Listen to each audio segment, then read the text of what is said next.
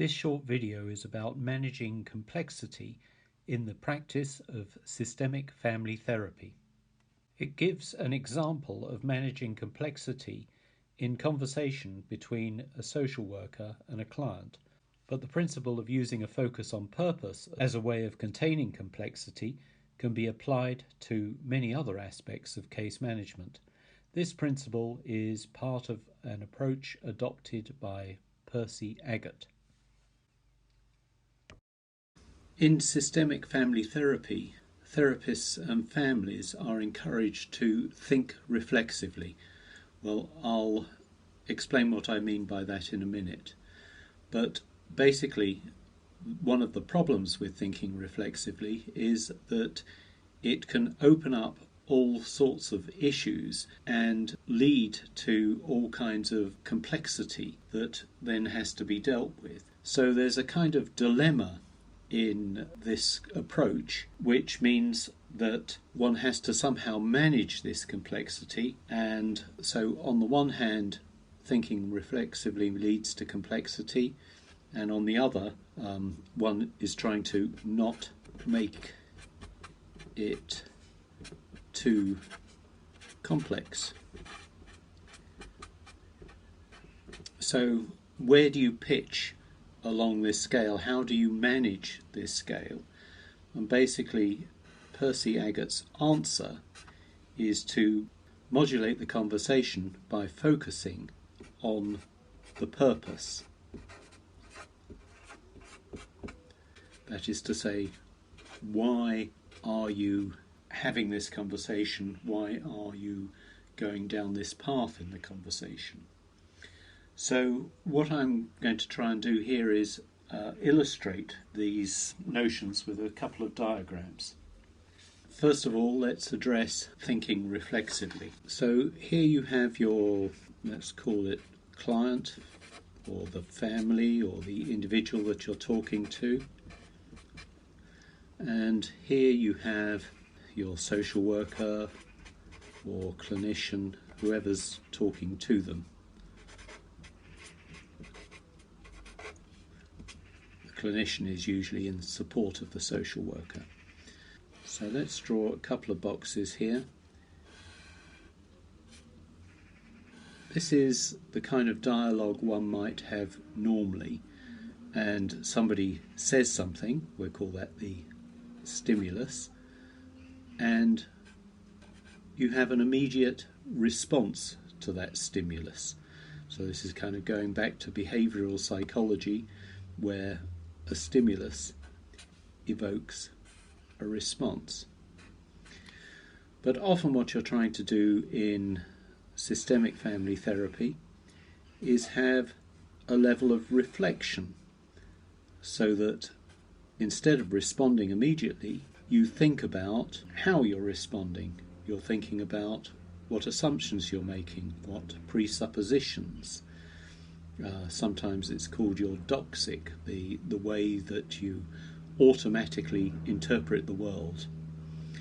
So this is what I would call, if you call this the first order response, let's call this the second order response. In other words, one that's considered by a level of reflection. I think I have to put the whole thing in here. Then what Aggett is doing is he's saying, let's look at how we're reflecting. In other words, let's take it to a third order. How do we use our reflections on how we respond to control how we respond? So this is kind of going to a third order of reflexivity. Although it's not strictly relevant here, what one is often trying to do in these situations is to get your client, that's all this is your on the client side, family side, and all this is the social worker, say. You're trying to get your client family also to reflect on what they're doing. You're saying, when you respond to, your son in a particular way, that's a kind of knee-jerk reaction. Well, why don't you think a little harder about that, and before you respond immediately, start thinking about how you do that. Of course, there's much more to systemic family therapy than this, but this is one element of it. And therefore you're trying to get them to do not just a first order response, but also a second order considered response, and then also to consider how they are considering their response. When I say response, I mean in this box, in this situation, would be, say, the child or the husband or the partner or whoever it is that we're talking about. So we reverse this, the stimulus and response. So that's the reflexivity part of this. And the trouble with it is that it opens up all kinds of conversations which are very interesting and may be very relevant, but if it's not controlled in some way, it's very easy to get bogged down in the complexity and to go down all sorts of paths that one wouldn't have gone down. Now, you can also look at it, and this is more of a sort of computer science viewpoint of it, which is this is a conversation, or the possible directions that a conversation could take, and we'll call it the conversational search space.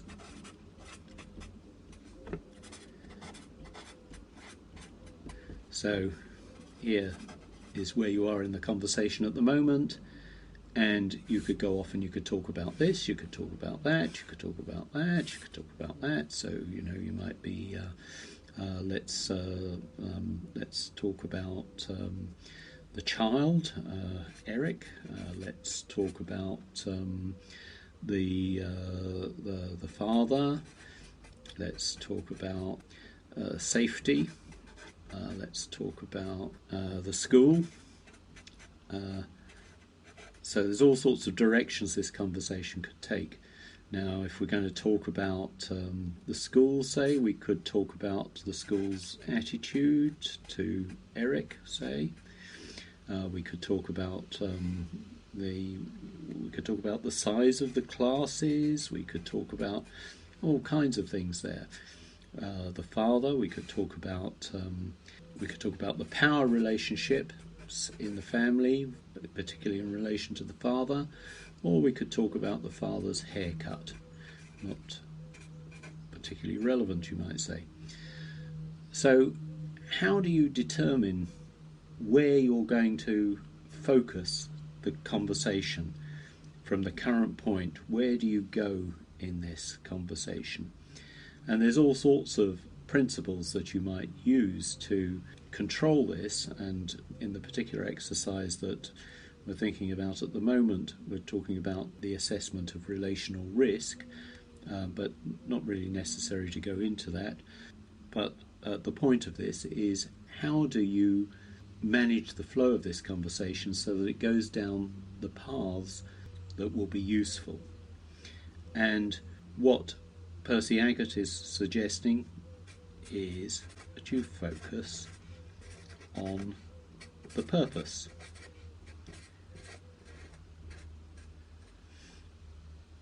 So you use the purpose to rule out going down particular paths. So we're not that interested in the father's haircut unless it happens to be relevant to some other aspect. Maybe Eric reacts to the haircut in some way, but all other factors being equal, if it's not relevant to the purpose of the conversation, then you can block off that path. You could block off the whole of the discussion about the school, say. So this focus on purpose is a basis for the management of the conversation. Now, what determines your purpose in the particular conversation? And you may have some criteria for determining the purpose. So your criteria for determining the purpose feed in here, and then that's used to modulate or restrict the search space. And one of the criteria that we've just touched on, and which is of interest at the moment, is how do you manage the relational risk? Let's say that your purpose was relational risk taking, then you might be considering factors like what is the risk to the relationship with your client and building up rapport with your client, to bringing up the subject of the father at this early stage, or what is the risk of discussing the school, given that the school could react a certain way if the mother acted on your discussion.